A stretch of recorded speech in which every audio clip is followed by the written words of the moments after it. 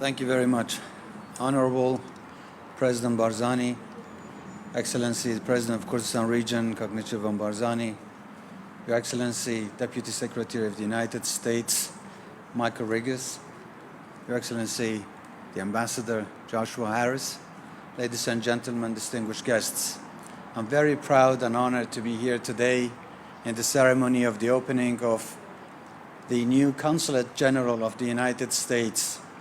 This building is rising like a mountain, a solid, unshakable rock in Erbil, which is a testament to the old, strong bond between the United States and the people of Kurdistan and Iraq.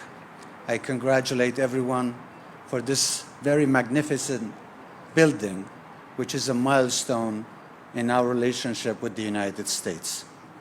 If we look back, many decades ago, the United States has stood with us and with our people when we were in need.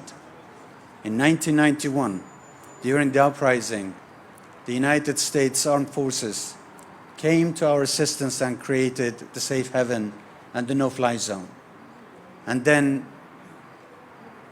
when ISIS and the terrorists attacked Kurdistan, it was again the United States-led coalition that came to our assistance to destroy and defeat terrorists.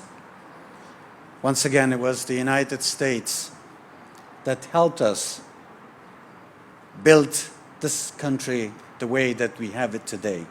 Without you, it would have been very, very difficult. It was the United States that toppled the most brutal dictatorial regime here in Iraq. So we in Kurdistan are very grateful to you, and we cannot thank you enough for everything that you've done for us.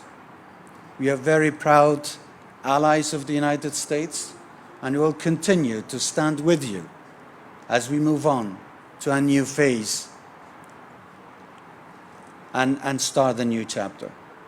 As we've fought together against tyranny and terrorists, now it's time to build.